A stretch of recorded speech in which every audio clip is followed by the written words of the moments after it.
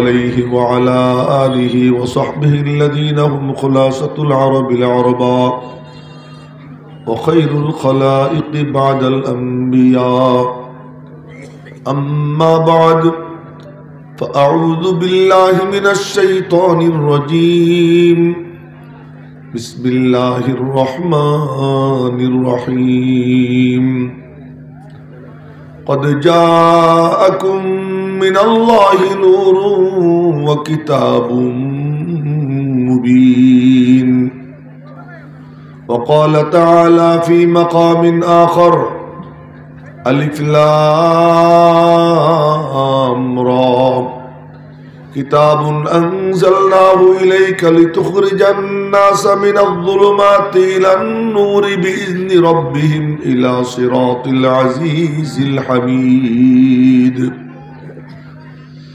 وقال النبي الصادق المصدوق صلى الله عليه وسلم تبرك بالقرآن فإنه كلام الله أو كما قال عليه الصلاة والسلام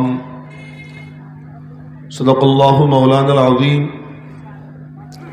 وصدق رسوله النبي الأمي الكريم ونحن على ذلك لمن الشاهدين والشاكرين ঐতিহ্যবাহী রায়বাজার হিফজুল উলুম মাদ্রাসা 18 বাড়ি ঈশ্বরগঞ্জ মোমিন শাহীর উদ্যোগে হাফেজ ছাত্রদের মাথায় মর্যাদার পাগড়ি প্রদান উপলক্ষে আয়োজিত বার্ষিক ইসলামী মহাসম্মেলনের মাননীয় সভাপতি, আমার খুবই মোহাব্বতের মুরব্বী, বারোইগ্রাম মাদ্রাসার মোহতামিম হযরত মাওলানা নুরুল আলম সাহেব দামাত বরাকাতুহুম, উপস্থিত মুআজ্জাজ মুহতারাম হযরত উলামা ইকরাম, সম্মানিত দ্বীনী ভাইয়েরা, আমার ছাত্র যুবক বাবারা, কোরআনের পাখি, তালেবানে উলুমে নবুয়ত, আমার নবীজির মেহমানরা, ছোট্ট ছোট্ট সোনামণিরা, পর্দার অন্তরালের মা ও বোনেরা, আমরা এক চমৎকার দৃশ্য দেখলাম। বুজুর্গানে দ্বীন বলেন, এই দৃশ্য যারা মুহাব্বতের নজরে দেখে, ওই চোখগুলোর উপর আল্লাহ পাক জাহান্নামের আগুন হারাম করে দেয়। তো আমি আপনি সবাই মিলে দেখছি কয়েকটা ছেলের মাথায় কাপড় পেঁচানো হয়েছে। এই কাপড়কে আমরা মর্যাদার পাগড়ি বলি। পাগড়ি একটা সম্মানের জিনিস। যখন কেউ কোনো রাস্তায় চূড়ান্তে পৌঁছে যায় তখন তার মাথায় পাগড়ি দেওয়া হয়। সুলুকের লাইনে কোনো আল্লাহর ওলির দরবারে কেউ যখন সমস্ত স্তর পার হয় তো আল্লাহর ওলি তার মাথায় পাগড়ি পেঁচিয়ে দেন। কারো কারো মাথায় নবীজিও পাগড়ি পেঁচানোর হুকুম দিয়ে দেন। সুবহানাল্লাহ জোরে কয় না? আরো জোরে বলেন সুবহানাল্লাহ। মনে পড়ে গেল বলেই বলতেছি কথাটা, হঠাৎ মনে পড়ে গেছে পাগড়ির কথা আসার পরে।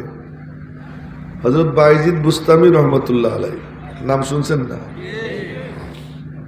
হযরত বাইজিদ বুস্তামি রহমতুল্লাহ আলাইহি এতিম ছিলেন। মজার ব্যাপার, দ্বীনে ইসলামের বড় বড় রাহবার ম্যাক্সিমাম এতিম। যেহেতু নবীজিও এতিম ছিলেন, এজন্য ওনার দ্বীনের রাহবার রাহনুমা যারা, আল্লাহ তাদেরও অধিকাংশরে এতিম বানাই দিছে। সুবহানাল্লাহ কইতে গবেষণা করা লাগে।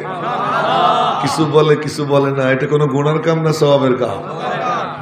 আরে যে খাহি বাস লেকিন আন্দুকে দিওয়ানা বাস, আরে যে খাহি বাস লেকিন আন্দুকে দিওয়ানা বাস, বা মুহাম্মদ হুসে বাসো বা খুদা দিওয়ানা বাস।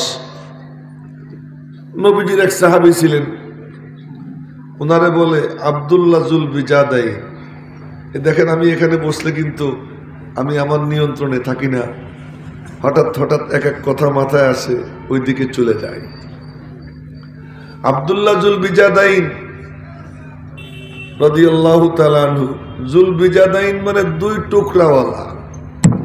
এক চাদরকে দুই ভাগ করলে তার এক এক ভাগকে বলে এক এক বিজাত। তো ওনারে 2 টুকরা চাদরওয়ালা বলে। কি কারণে? উনি হঠাৎ করে একদিন নবীজিকে দেখছেন, দেখে পাগল হয়ে গেছেন। ছোট মানুষ, ওই নিচের দিকে চোখ, কি মোবাইল দেখে না বাদাম খায় জানি না, এই যে সামনে বসে এই কাম করে, আর যেন না দেখি। আমি এক সাহাবীর নাম দিছি, এই কোন অলির নাম নিলে যদি রহমতের বৃষ্টি হয়, আল্লাহর কসম কোন সাহাবীর নাম নিলে সেখানে সমুদ্রের উত্তাল তরঙ্গের মতো রহমতের ঢেউ শুরু হয়ে যায়। আমি তো সাহাবীর নাম দিছি, তাও কেমন সাহাবী? আব্দুল্লাহ জুলবিজাদাই। ওই যে দূরে দূরে মানুষ বসে রয়েছে কি জন্য বুঝলাম না। আমরা যখন পানি খাইতে পারি, শিশির খাইতে পারি, যাদের কোমর টোমরে ব্যথা নাই, সমস্যা নাই, তারা আইসে মাঠে ফিল্ডে চলে আসে। ওই যে পিছনে যারা বসা, ওই পিছনে যারা বসা, পিছনে কেন বসে রয়েছে? ওই যে ওখানেও পিছনে বসে রয়েছে ফাঁক দিয়া। দিনী মজলিসের এটা রং না, দিনী মজলিসের রং গা গায়ে মিশে বসা। আমি এ সম্পর্কে বলবো না, আমি যেটা বলতেছি ওই দিকেই যাই। তো নবীজিরে দেখছে, আর দেখা নবীজির কথাবার্তা শুনছে, কচি মন, মনে মনে মুসলমান হয়ে গেছে।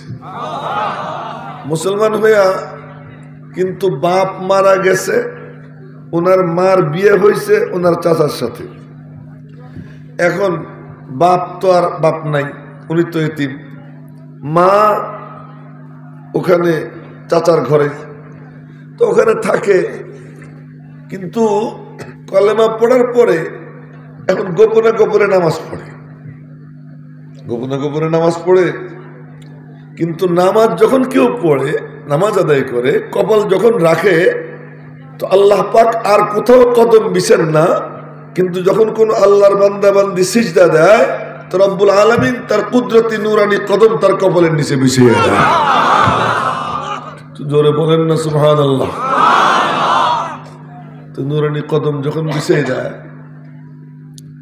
এখন সে কদমের উপর যার কপাল পড়ে, ওই কল্পনা করে যে সিজদা দেয়, ওটা যে কত মজা।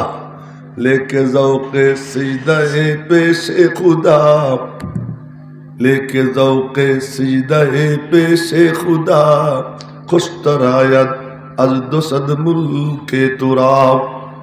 নামাজে যখন দাঁড়ায় মনে মনে বলে, পুলসিরাতের উপর দাঁড়াইয়ে আসি, ডান দিকে জান্নাত, বাম দিকে জাহান্নাম, পিছনে মালাকুল মউত, সামনে আমার আল্লাহ। বলেন না আল্লাহ, বলেন না আল্লাহ। সামনে কে? সিজদা মোজাইকের উপর পড়ে না। আহা, এখানে রাস্তায় কথাবার্তা বলে কারা? এখানে গাল গল্প করার জন্য তো অনেক জায়গা আছে রে বাবারা, ইতে কেন? আর এই যে পাশে যে যুবকরা দাঁড়িয়ে আসো, তোমরা একটু কষ্ট করে চলে আসো, অনেক লাভ হবে বাবারা। আসো আসো আসো, একটু কষ্ট করে একটু চলে আসো, এটার ভিতরে অনেক কিছু ঘটতেছে। আসো আসো, এসে যাও। তোমাদেরকে খুব মহব্বত করি, কথা বুঝলাম, অন্তর থেকে মহব্বত করি। আসো। এই চেয়ারে বসি কাউকে গালাগাল দেওয়ার জন্য না, কারো সমালোচনা করার জন্য না। এটা আমার নবীজির রেখে যাওয়া চেয়ার। আমার মতো ছোট মানুষ আল্লাহ যে আমার বসবার তৌফিক দিছে, আমি সারা জীবন সিজদায় পড়ে থাকলেও শুকর আদায় হবে না যে আল্লাহ পাক আমার এখানে এনে বসাইছে। যারা এখানে বসা তারা এত দামি, এত দামি, যারা এসে বসে এত দামি যে আল্লাহ পাক রব্বুল আলামিন তারা বসার সাথে সাথেই ওই জায়গাকে আল্লাহ জান্নাতের টুকরা ঘোষণা দিয়ে দেয়, এটা জান্নাতের টুকরা। এত দামি নবীজিকে আল্লাহ বলছেন তুমি ওদের একরাম করো। নবীজি আমাদেরকে বলে গেছেন, যারা তোমাদের সামনে আইসে বসে, ইদা জাউকুম ফাকরিমুহুম, একটু কমাই দাও, একটু কমাই দাও, অল্প একটু কমাই দাও। ওরা যখন আসে তোমরা একরাম করো। আপনারা আমার কাছে খুব ইজ্জতওয়ালা, বিশেষ প্রয়োজনে উপরে বসতে হয় বসি, কিন্তু আমার মনে চায় আমি নিচে বসি। সত্যি বলতেছি, আমার মনে চায় আপনাদের কাছাকাছি বসি, কিন্তু উপরে বসতে হয়। আমি বক্তা, আপনারা না থাকলে আমি কেমনে বক্তা হব? উনি সভাপতি, আপনারা না থাকলে উনি কেমনে সভাপতি হবে? সবার মূল জিনিস হলো শ্রোতারা। মূল জিনিস হলো তারা। আপনাদেরকে দিয়ে আমি বক্তা। তো যে কথা বলতেছিলাম, এই জন্য যারা আশপাশে আছে সবাই আমার কাছে খুব মহব্বতের, আমি অন্তর থেকে তাদের খুব ইজ্জত করি। আল্লাহ পাক সকলকে বুঝবার তৌফিক দান করেন। তো বলতেছিলাম যে ওই সাহাবী উনি মুসলমান হয়ে গেছে। ও নামাজ যখন কেউ আদায় করে ওই কল্পনা নিয়ে এমনি আল্লাহু আকবার আল্লাহু আকবার মুরগির মতো ঠোকাঠুকি না। বলতেছি আবার 5টা জিনিস বলছে। রাতের উপর দাঁড়াইয়া ডান দিকে জান্নাত, বাম দিকে জাহান্নাম, পিছনে মালাকুল মউত, সামনে আমার আল্লাহ। যারা বলেন না আল্লাহ। এই জল্পনা কল্পনা যখন এসে যায় তখন নামাজটা কেমন হয়? লেকে দৌকে সিজদায়ে পেশে খুদা খুশতর আয়াত আজ তো সদমুলকে তুরাব। অমন একটা সিজদার দাম সারা দুনিয়ার থেকে বেশি। এমন সিজদা যদি অর্জন করতে হয় তার জন্য কি করা লাগে? আল্লামা জালালউদ্দিন রুমি রহমতুল্লাহ আলাইহি বলেন, তু বানালি কে না খাহাম মুলকে হা মুলকে আসাজ দা মুসাল্লাম কুন মুরাব। মালিকের দরবারে 2 হাত তুলে কান্দো, আল্লাহ দুনিয়ার রাজত্ব চাই না, তোমার কদমে সিজদা দেওয়ার মজা চাখাইয়া দাও। বড় মজার জিনিস। ওই সিজদা যে ওই জল্পনা কল্পনা নিয়ে দেয়,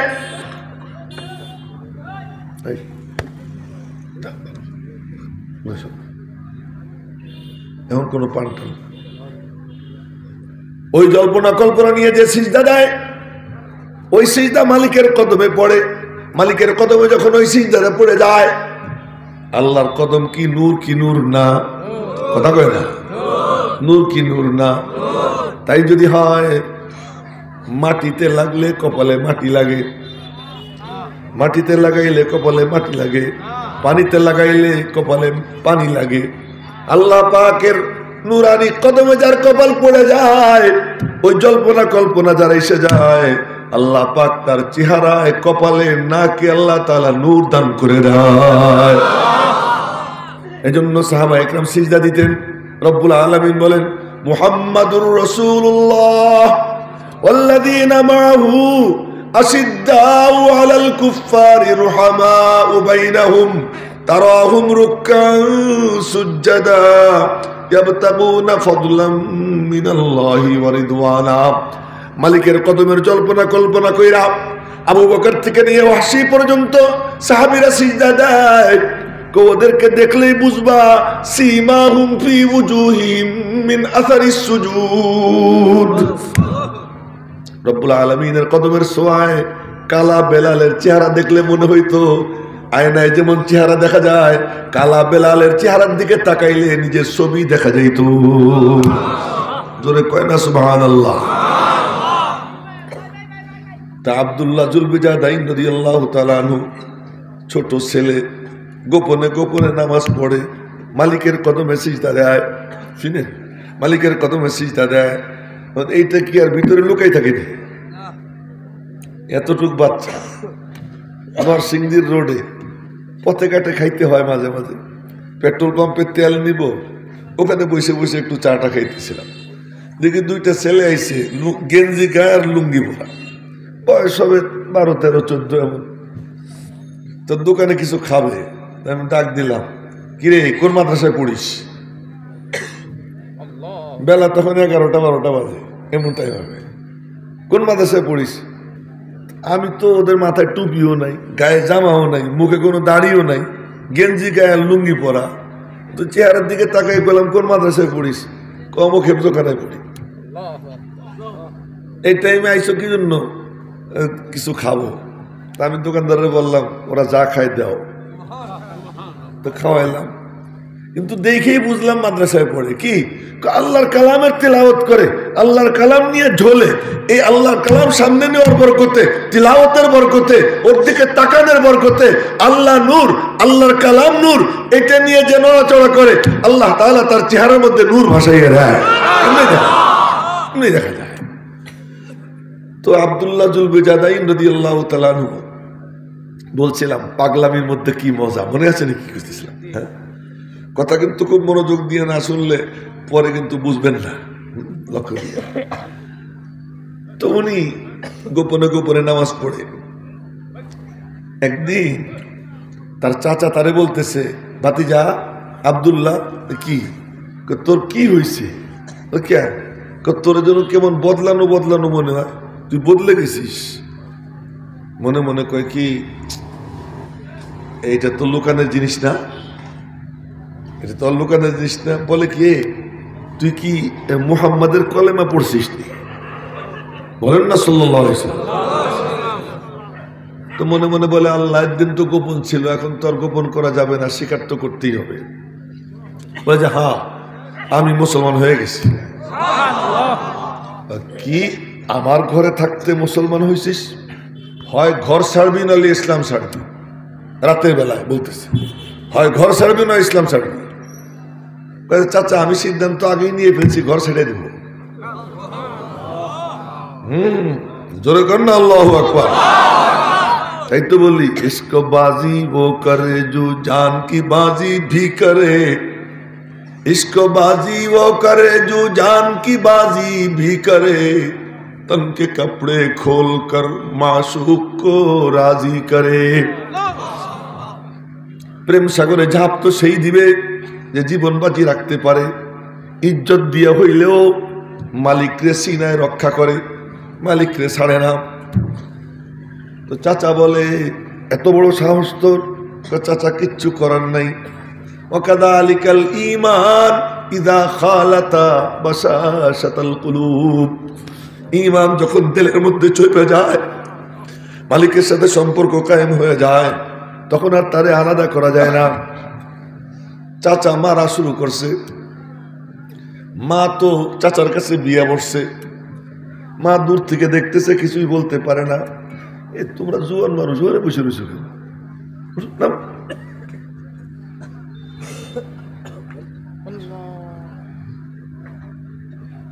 মা তো মাই হয়। মা দূর থেকে দেখতেছে, ভিতরে ভিতরে মার খুব খারাপ লাগতেছে, কিন্তু কিছুই করতে পারতেছে না। চাচা জালেম, মারতে মারতে মারতে মারতে রক্তাক্ত করে ফেলছে। শুনে, রক্তাক্ত করে এরপরে পরনে একটা মাত্র লুঙ্গি ছিল, লুঙ্গিটা টান দিয়ে খুলিয়া ল্যাংটা কইরা ঘরের থেকে ধাক্কা দিয়ে বের করে দিছে। বের করে দেওয়ার পরে ওই অন্ধকারে দাঁড়াইয়া মালিকের দিকে তাকাই বলে, মালিক, জীবনের মানুষের সবচেয়ে বড় দামি জিনিস ইজ্জত, তাও আমি খোয়াইলাম তোমার জন্য, আর কারো জন্য না। ওয়াযালিকা ফি যাতিল ইলাহি ওয়া ইয়াশা, মালিক তোমার জন্য করছি। মালিকের সাথে সম্পর্ক কায়েম হয়ে যায়। ওদিকে মা এতক্ষণ দেখছে এই দৃশ্য, মার আর সহ্য হয় নাই। জানালার ফাঁক দিয়া একটা চাদর চাইলে মাইনে বলছে, নে আব্বু, এই চাদরটা দিয়ে তোর লজ্জা ঢাক। ওই চাদরটা ছিঁড়ছে, এই যে বললাম জুলবে তাই, ওই চাদরটা ছিঁড়ছে, ছিঁড়া অর্ধেক দিয়ে নাভির থেকে হাঁটু পর্যন্ত ঢাকছে, বাকি অর্ধেকটা গায়ে চড়াইছে। গায়ে চড়াইয়া যাবে আর কোথায়? যাইতে যাইতে যাইতে যাইতে মসজিদে নববীতে গেছে। রাত গভীর।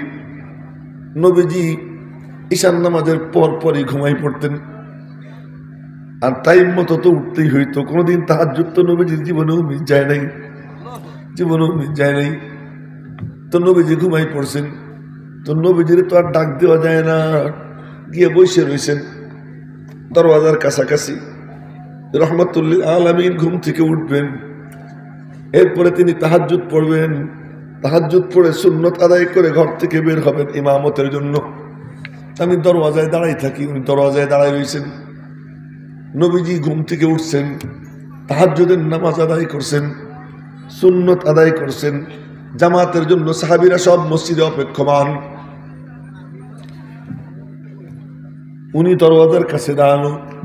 দরওয়াজা খুলেই নবীজি দেখেন এই ছেলে যে গোপনে নবীজির কাছে মুসলমান হয়ে গেছে। বললেন, আব্দুল্লাহ।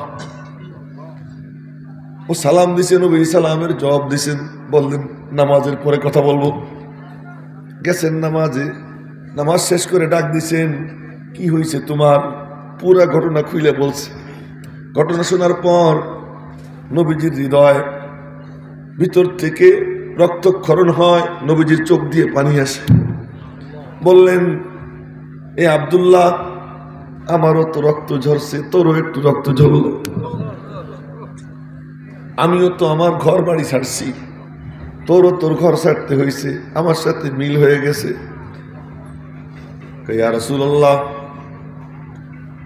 আল্লাহ আর আপনি ছাড়া তো আমার আর কেউ নেই, আমি সব ছেড়ে আসছি। বাপ থাকতেও নাই, বাপ তো নাই, মা থাকতেও নাই, আর যাবো কোথায়? নবীজি বললেন, এই যে আমার মাদ্রাসা, মাদ্রাসায় থাকো। তো মাদ্রাসায় থাকতেছেন, পড়াশোনা করেন। মাঝে মাঝে একা একা বইসা বইসা গোপনে গোপনে কার সাথে যেন কথা কয়। হঠাৎ করে চিৎকার দিয়ে ওঠে, আল্লাহ! বলেন না আল্লাহ! কি যে মজা! লা ইলাহা ইল্লাল্লাহ, কি এক মজা! হঠাৎ হঠাৎ চিৎকার দেয় আল্লাহ। তো সাহাবীরা উনটা আবার এরকম আমাদের মতো, যেমন চর্মনাই, তারপরে আপনার উজানি, তারা যেমন খুব জজবার সাথে ই করে, উনটা ভিতরে ভিতরে গোপনে গোপনে মালিকের সাথে খুব কথা কইতেন, কিন্তু বাইরে প্রকাশ পাইত না। ওনাদের অভ্যাস ছিল। হযরত ওমর ধমক দিচ্ছেন, এই ছেলে, এত জোরে জোরে চিল্লাও কেন? নবীজি বললেন, ওমর, ওরে কিছু বইল না, ওর মালিকের সাথে ওর আলাদা সম্পর্ক, ওরে ওর মতো করতে দাও। তাই তো বলছিলাম, হর চেকাহি বাস লেকিন আন্দুকে দিওয়ানা বাস, হর চেকাহি বাস লেকিন আন্দুকে দিওয়ানা বাস, বা মুহাম্মদ হুসে বাসো, বা খুদা দিওয়ানা বাস। ওই পাগলামির মজাই আলাদা। আল্লাহ কয়, এই মনে রাখবেন, इसको बाजी वो करे जो जान की बाजी भी करे, तन के कपड़े खोल कर माशूक को राजी करे। इज्जत इज्जत सब खुआइया ওই চাদরটা দুই ভাগ কইরা অর্ধেক দিয়ে নাভির থেকে হাঁটু পর্যন্ত ঢাকছেন, বাকি অর্ধেকটা গায়ে চড়াইছেন। নবীজির নাম দিয়ে দিলেন আব্দুল্লাহ জুলবেজাদাইন, দুই টুকরাওয়ালা আব্দুল্লাহ, দুই টুকরাওয়ালা আব্দুল্লাহ। এবার আমি যখন মাঝে মাঝে মাহফিলে যাই, কোনো কোনো ছাত্র বায়না ধরে, হুজুর আমার একটু মাহফিলে নিয়ে চলেন। নবীজি সফরে রওনা হবেন, আব্দুল্লাহ গিয়া কয়, ইয়া রাসূলুল্লাহ, আমি আপনার সাথে সফরে যাব। নবীজি তাকাইলেন, রহমতুল্লাহ আলামিন তার দিকে তাকাইয়া মনে মনে বললেন, বাপ নাই, মা থাকতেও নাই,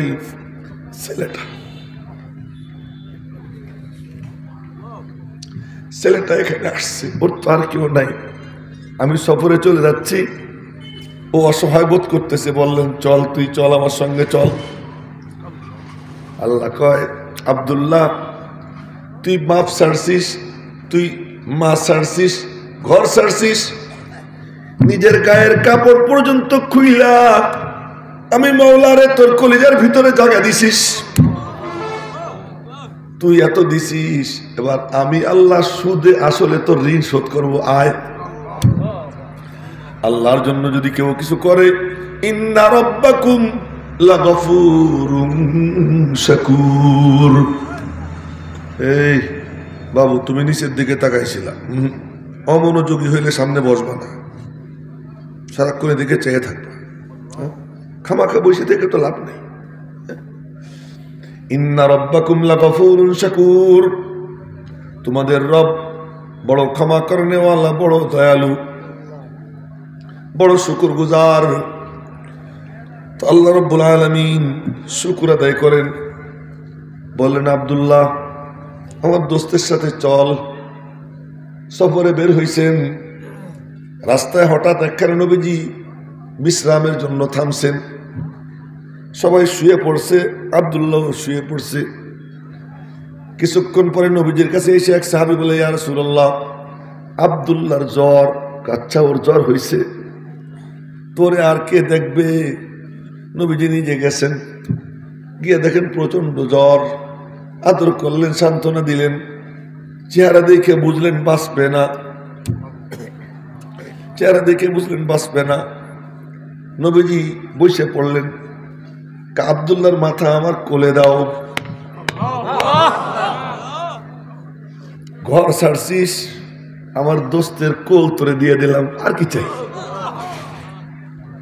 ইসলামের জন্য, দ্বীনের জন্য, আল্লাহর জন্য ঘর ছাড়ছিস, আমার মাহবুবের কোল দিয়ে দিলাম।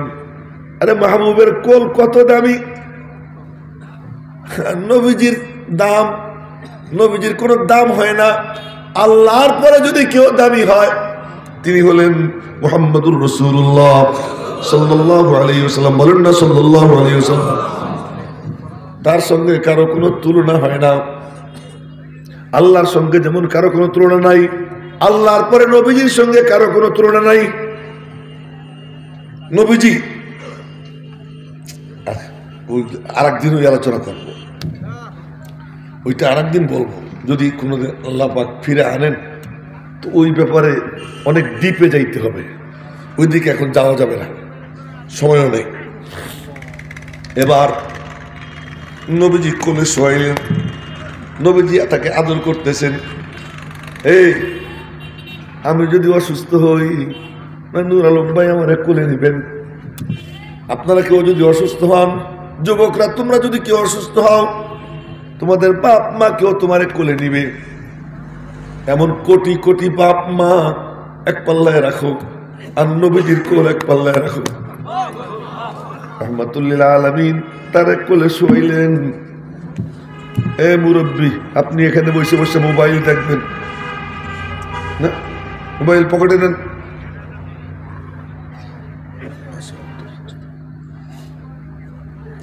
নবীজি কোলে শোয়াইলেন, নবীজি তাকে আদর করতেছেন, সে নবীজির দিকে তাকাই রয়েছে। চার চোখের মিলন হয়। আল্লাহ কয়, তুই ঘর ছাড়ছিস, তোরে আমার মাহবুবের কোল দিয়ে দিলাম। তুই মা ছাড়ছিস, মার আর কতটুকু মায়া! মা তোরে কিয়ামতের দিন চিনবে না। যার সুপারিশ ছাড়া কারো মুক্তি নেই, তার কোলে আমি তোরে শোয়াইয়ে দিলাম। এবার নবীজির চোখে চোখ রাখে, নবীজির দিকে তাকায়, বলে আশহাদু আল্লা ইলাহা ইল্লাল্লাহ, আশহাদু আল্লা ইলাহা ইল্লাল্লাহ ওয়া আশহাদু আন্নাকা রাসূলুল্লাহ। এই বলে বলতে বলতে নবীজির কোলে মাথা হেলে পড়ে যায়। আমার জন্য আমার আপনজন কাঁদবে, আপনার জন্য আপনার আপনজন কাঁদবে। আব্দুল্লাহর জন্য কাঁদবে কে? বাপ তো নাই নাই, মা থাকতেও নাই। আল্লাহ কয়, তোর সমস্যা কি? রহমাতুল্লিল আলামিনের চোখ দিয়ে তোর জন্য আমি পানি ফেলাইয়া দেই। নবীজির চোখ দিয়ে পানি পড়ে। নবীজি ওরে আদর টাদর করে বললেন, এ সাহাবীরা গোসল দাও, কাফন পরাইও না, গোসল দাও। গোসল দিল। কিছুক্ষণের মধ্যে এক সাহাবী আসছে, নবীজি চাদর পাঠাইছেন, নবীজি চাদর পাঠাইছেন, এই চাদর দিয়ে ওরে কাফন দিতে বলছেন। আল্লাহ কয়, তোর না কাপড় খুইলা নিছে, আমি আল্লাহ তোরে এমন চাদর দিলাম, তার একটা সুতা যদি কেউ পাইয়া যায়, ওই এক সুতা যদি নিয়ে কেউ কবরে যায়, আর ওইটা তার কাপড়ের মধ্যে নিয়ে যাওয়ার পরে, ওইটা যদি তার কাপড়ের মধ্যে নিয়ে যাওয়ার পরে নবীজি নখ কাটছেন, নখ, এই নখ কাটার পরে নখ পড়তেছে সাহাবীদের হাতে, হাতে পড়ে, হাতে পড়ার পর এরপরে কয়েকজন মিলে ভাগযোগ করে নেয়, নিয়ে গিয়া এটারে পিসা এটারে আতরের মধ্যে দিয়া ওইটারে রাখে। সন্তানদেরকে বলে, যখন মারা যাব আমার কাপড়ে এখান থেকে একটু লাগাইয়ে দিস। মুনকার নাকির এসে জিজ্ঞেস করবে, মার রব্বুকা ওমা দীনুকা ওমান হাদার রাজুলুল্লাযী বুইসা ফীকুম। কে তোর রব, কি তোর দিন? ছবি দেখাইয়া বলবে ওনাকে চিনিস নি, উনি কে?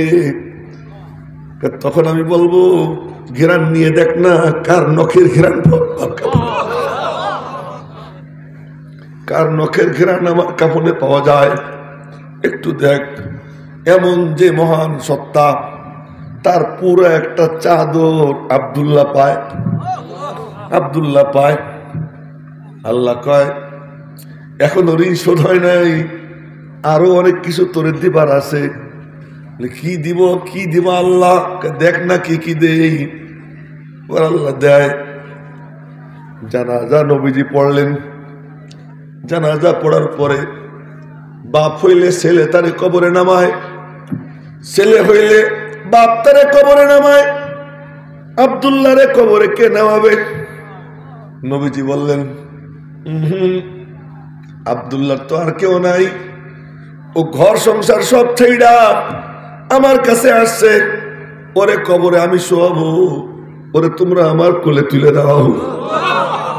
নবীজি নিজে কবরে নামছেন, কবরে নাইমা তারে কবরে শোয়াইছেন। আল্লাহ কয় এখনো ঋণ শোধ হয় নাই, আরো বাকি আছে। কবরে দাঁড়াইয়া নবীজি বলতেছেন আল্লাহ আমি আব্দুল্লাহর উপর রাজি, তুমিও রাজি হয়ে যাও। আব্দুল্লাহর উপর আমি রাজি, তুমিও রাজি হয়ে যাও। আর কি চাও? এই তো বলছি। আরে চেখাহি বাস লেকিন अंधुके दीवाना बास बा मुहम्मद हुसे बासो बा खुदा दीवाना बास। যদি মালিকের সাথে কেউ সম্পর্ক করতে পারো, তারা যদি এতটুকু দাও, তুমি দিবা সামান্য, আল্লাহ তোমার এত দেওয়া দিবে তুমি কল্পনাও করতে পারবা না। আল্লাহ কি দেওয়া যায়। তো এজন্য আপনাদেরকে বলছি যে আল্লাহর জন্য দিব, কেকেরা দিয়েছি ইনশাআল্লাহ। যার যা সামর্থ্য আছে আল্লাহর জন্য দিব তো ইনশাআল্লাহ। এরা মনে করছে আমি কালেকশন করব, আমি কালেকশনের কথা কইতেছি না। আল্লাহর জন্য ইখলাসের সাথে দ্বীনের খেদমত করব তো ইনশাআল্লাহ। কারা কারা দিয়েছি হাত উঁচু করে আল্লাহ, আল্লাহ তুমি হাতগুলো কবুল করে নাও। নামান হাত। পাগলদের জয় জয়কার। মালিকের সাথে যার সম্পর্ক হয়ে যায় তার কি জয় জয়কার। রাবিয়া বসরিয়ার নাম স্বর্ণাক্ষরে লেখা, পাগলি ছিল না, কে না জানে রাবিয়ার নাম। বর্তমান বিশ্বে কত মেয়ের নাম রাবেয়া। রাবেয়া শব্দের অর্থ হলো চতুর্থ। রাবেয়া শব্দের আরো অর্থ আছে, কিন্তু এই রাবেয়া নামের যে কত কোটি মুসলিম মহিলা আছে তার কোনো সীমা নেই। কেন? আল্লাহর জন্য এমন নিবেদিত প্রাণ ছিলেন। একদিন উনি ওনার ঘরে ঘুমাই রয়েছেন, দরজা একটু ফাঁকা, দরজা তোমার লাগান টাগানের দাঁড়েন নাই তো কায়দা করে দরজা খুলে চোর ঢুকছে ঘরে। রাবেয়া বসিয়ার ঘরে চোর ঢুকছে। তো চোর ঢুকে আর কিচ্ছু পায় না, পাইছে একটা চাদর। তো চাদর ধরছে, ধরে যখন রওনা দিবে এখন চোখে কিচ্ছু দেখে না, চোখে কিচ্ছু দেখে না। আবার চাদর সাইডে দিছে, চাদর সাইডে দেখে সব দেখা যায়, সব দেখা যায়। এখন আবার চাদর ধরছে, আবারও একই খেলা। শেষ পর্যন্ত বুঝছে না নেওয়া যাবে না। চাদর রাইখে যখন রওনা দিছে এখন আওয়াজ আসে, এক বন্ধু ঘুমাইলে কি হবে আর এক বন্ধু জায়গা আছে। জোরে কয় না আল্লাহু আকবার। এক বন্ধু ঘুমাইলে কি হবে আর এক বন্ধু জায়গা আছে। এক হাতে আগুন আর এক হাতে পানি। রাবেয়া বসরিয়া দৌড়ায়, কোথায় যাও? জান্নাত আমি জ্বালাইয়ে দিব, জাহান্নাম আমি নিভাইয়ে দিব। বলে কেন? যে মানুষ ইবাদত করে জাহান্নাম থেকে বাঁচার জন্য, জান্নাতে যাওয়ার জন্য, আমার মালিককে খুশি করার জন্য কেউ করে না, জান্নাত জাহান্নামের চিন্তা করে। এই পাগলি স্বর্ণাক করে তার নাম লেখা, বাহলুল পাগলা স্বর্ণাক করে তার নাম লেখা। আল্লাহর রাস্তার পাগল যারা, মালিকের সঙ্গে যার পাগলামির সম্পর্ক হয়ে যায় তার নাম স্বর্ণাক করে লেখা হয়। এই জন্য যখনই আল্লাহর নাম আসে একটু পাগলা পাগলা ভাব নিয়া মালিকের নামের জিকির করব। লা ইলাহা ইল্লাল্লাহ, লা ইলাহা ইল্লাল্লাহ, লা ইলাহা ইল্লাল্লাহ, মুহাম্মাদুর রাসূলুল্লাহ সাল্লাল্লাহু আলাইহি ওয়াসাল্লাম। তো মেরে মোহতারাম ভাইও, অনেক দূর চলে গেছি। বলতেছিলাম কি, এমন এক দৃশ্য আমরা দেখলাম, যে দৃশ্য যদি মহব্বতের নজরে কেউ দেখে তো আল্লাহ জাল্লা জালালুহু আম্মা নাওয়ালুহু তার জন্য ওই চোখের জন্য জাহান্নামের আগুন হারাম করে দেন। তা আল্লাহ কি চোখরে আলাদা করে বাকি শরীরে জাহান্নাম দিবেনি? কথা কয় না? হ্যাঁ, একটা যখন বাইচে যাবে বাকিগুলোও কি বাইচে। তো এই দৃশ্য আমরা দেখলাম, কি ওদের সিনার মধ্যে জিনিসটা কি? বাস এই একটা কথা বলবো, ওদের সিনার মধ্যে জিনিসটা কি, কি কারণে ওদের এত ইজ্জত? বলি কোরআন। সবাই তাকাই তাকাই দেখি, তাকান, মোহাম্মত নিয়ে তাকান। ওই যে একদম ঘুমাইতেছে, গলায় পাগড়ি পেঁচে, এদিকে তাকাইতে হবে। দেখেন, সবাই দেখছেন? কেউ যদি আর কিচ্ছু না, শুধু মোহাব্বত নিয়ে এর দিকে তাকায়, ও এর বরকতেও আল্লাহ পাক তাকে জাহান্নামের পথ থেকে টাইনা জান্নাতের পথে উঠিয়ে নেবে। এমন এক আজীব ঘটনা মনে পড়ে গেল। আমেরিকায় থাকতো এক যুবক, এক খ্রিস্টান মেয়ের প্রেমে পড়ছে। সে নিজে মুখে শুনেছে এই ঘটনা। তো প্রেমে পড়া বলছে যে আমি এই মেয়ের বিয়ে করতে চাই। তো বাপ মা বলে আমাদের কোনো আপত্তি নাই, তবে কিছু শর্ত আছে। কি শর্ত? তোমার বাপ মারে ছাড়তে হবে, আমাদের বাসার পাশে বাসা নিতে হবে। ঠিক আছে, নিব। মসজিদে যাইতে পারবো না, নামাজ পড়তে পারবো না। ঠিক আছে। কোরআন শরীফ পড়তে পারবো না। ঠিক আছে। লক্ষ্য করি, কোরআন শরীফ পড়তে পারবো না। বলে ঠিক আছে। প্রতি রোববারে গির্জায় যাইতে হবে আমাদের সাথে। যাব। সব শর্ত মাইনে নিয়ে খ্রিস্টান মেয়েরে বিয়ে করছে। পাগল হইলে এমনই হয়, বিয়ে করছে। তো বিয়ে করার পর ঘর সংসার করে, আলাদা বাসায় থাকে স্বামী স্ত্রী, বড় চাকরি করে সে। একটা আলমারির মধ্যে কিছু বইপত্র রাখা, তোর কি সোনালী কপাল, সবুজ রঙের এক জিল কোরআন শরীফ আলমারিতে রেখে দিয়েছে। সুবহানাল্লাহ কয় না ভালো করে? তো ও প্রতিদিন অফিসে যায়, যাওয়ার সময় ওই দিকে তাকায়, মনে মনে বলে আমার মালিকের কালাম, আগে পড়তাম এখন পড়ি না। মনের মধ্যে গুতে লাগে। তো এই করতে করতে কয়েক বছর চলে গেছে। একদিন অফিস থেকে ফিরে আইসা আলমারির দিকে তাকাইয়ে দেখে কোরআন শরীফ নাই। বউরে বলে এখানে সবুজ রঙের একটা বই ছিল, কোথায়? তুমিও পড়ো না, আমিও পড়ি না। আজকে আমি সব ঝাড়া মোছা করছি, তো যেগুলো পড়ি না ওইগুলো সব ডাস্টবিনে ফেলাই দিছি। যখন শুনছে ডাস্টবিনে ফেলাই দিছে, ও পাগলের মতো দৌড়িয়ে গিয়া উঠেছে। উঠে ঝাইড়া ঝুড়া চুমু খাইছে, বুকের সাথে মিশেছে, আর ওখানে দাঁড়িয়ে বলতেছে আল্লাহ তোমার কালামের সাথে বিয়াদবি হয়ে গেছে। এই বই দৃশ্য দেখছে। আচ্ছা, কোরআন শরীফের মোহাম্মত এখনো তোমার অন্তরে আছে? এই কোনো কথা বলবি না, আমার আল্লাহর কালাম। বউরে বলছে আমার আল্লাহর কালাম, আর কোনো কথা বলবি না। পাটা গুটে বসে,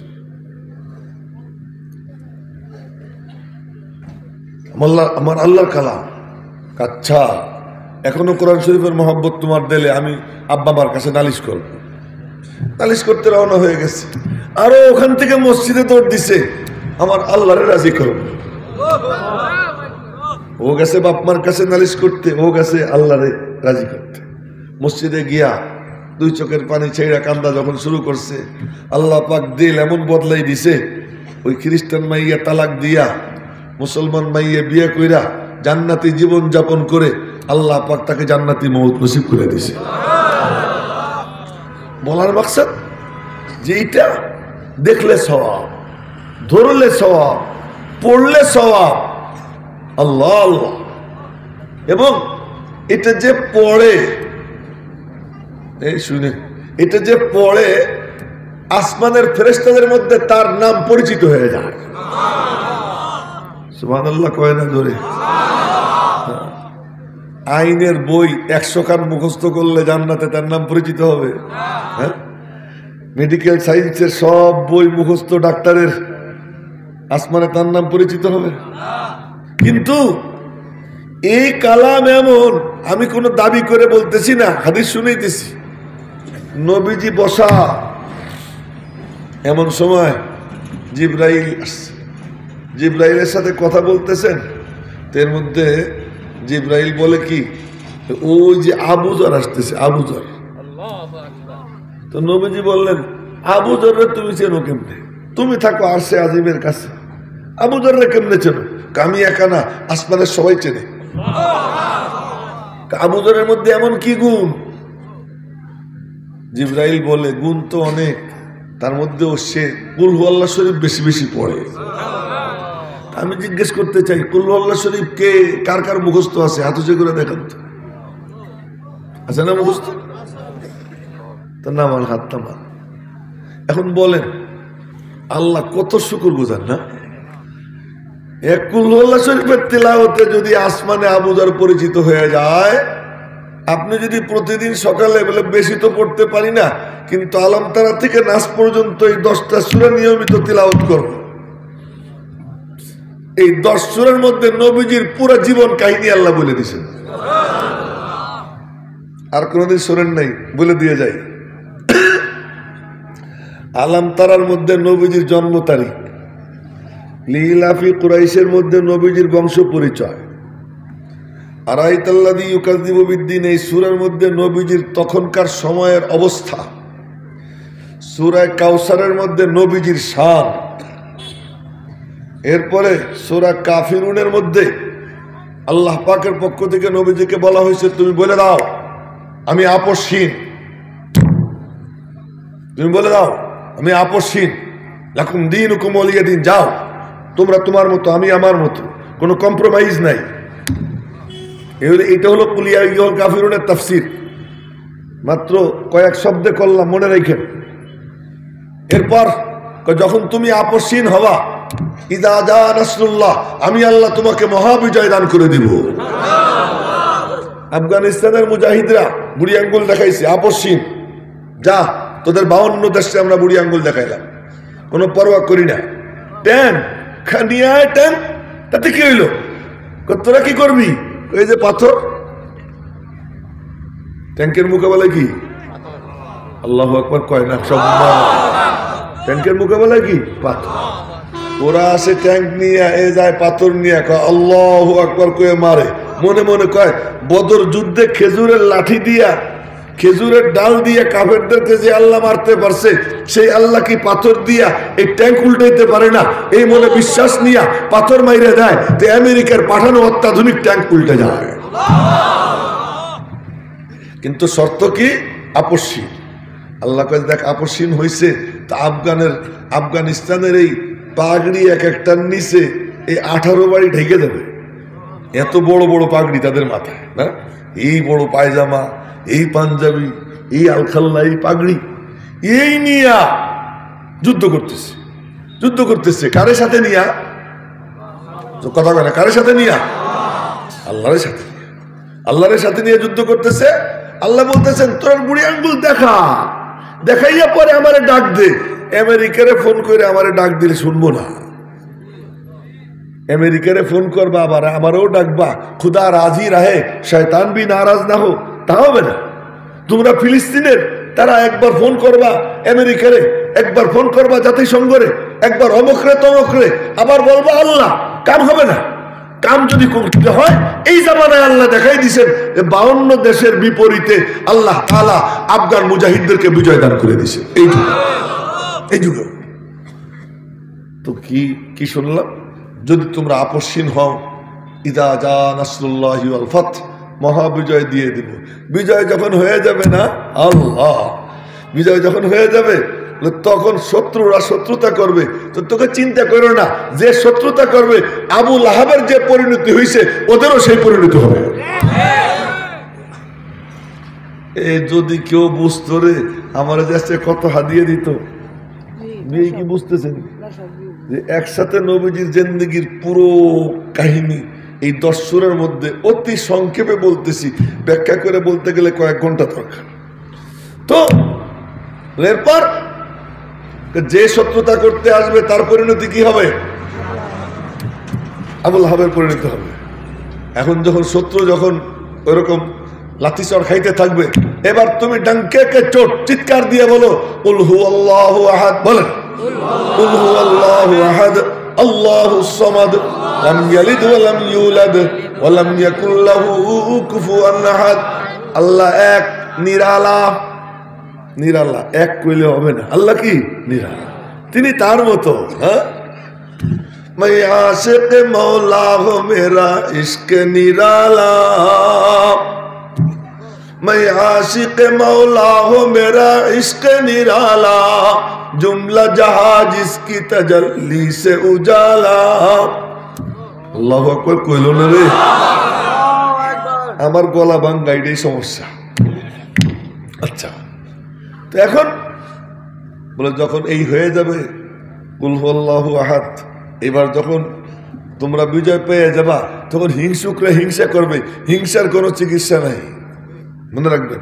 হিংসা কোনো অস্ত্র দিয়ে ঠেকানো যায় না, হিংসা ঠেকানো যায় একমাত্র আল্লাহর কাছে আশ্রয় নিয়া। এই জন্য শেষ 2 সূরা কুল আউযু বিরাব্বিল ফালাক, কুল আউযু বিরাব্বিন নাস, হিংসুকরা যখন হিংসা করবে তখন তোমরা এই 2 সূরা পড়বা আর গায়ে ফু দিবা, নিজের বন্ধ দিয়ে হাঁটাচলা করবা, আল্লাহ পাক তোমাদের হেফাজত করবেন। তো বলছিলাম যে এই শেষ 10 সূরা নামাজের জন্য দরকার। এটা নিয়মিত তেলাওয়াত করতে পারবো না ইনশাআল্লাহ? কারা কারা তেলাওয়াত করবো ইনশাআল্লাহ? আল্লাহ তুমি হাতগুলা কবুল করে নাও, তৌফিক দিয়ে দাও।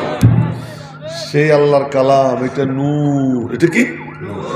আল্লাহ নূর, কোরআন নূর, জিবরাইল নূর, নবীজির কলবে দিয়া আল্লাহ নবীজিকে নূরানি বানাইছেন। এটা যাদের সিনায় যায় আল্লাহ তাদেরকেও নূরানি বানাইয়ে দেয়। সেই নূরানি 6টা ছেলে, একজন অনুপস্থিত, তার 5টার মাথায় আমরা মর্যাদার পাগড়ি পরাইলাম। এই দৃশ্য দেখলাম, আল্লাহ পাক তৌফিক দিলেন। আল্লাহ পাক যেন এই কোরআনকে তাদের সিনায় নিয়ে বাসবার, এই কোরআনের উপর আমল করবার এবং এই কোরআন সিনায় নিয়ে মরবার, এই কোরআন সিনায় নিয়ে হাসরের ময়দানে উঠবার তৌফিক দান করে। পেরে মোহতরম ভাইও, আমি এলোমেলো গুছালো যে সমস্ত কথা মাথায় আসছে বলছি। আল্লাহ পাক রব্বুল আলামিন আমাদের সকলকে আল্লাহ পাকের সাথে সম্পর্ক গড়বার তৌফিক দান করেন এবং তার জন্য যার যা করণীয় তার দ্বীনের জন্য করবার তৌফিক দান করেন। আমিন। ওয়া আখিরু দাওয়ানা আলহামদুলিল্লাহি রাব্বিল আলামিন ওয়া মা আলাইনা ইল্লাল বালাগ। আসসালামু আলাইকুম ওয়া রাহমাতুল্লাহ।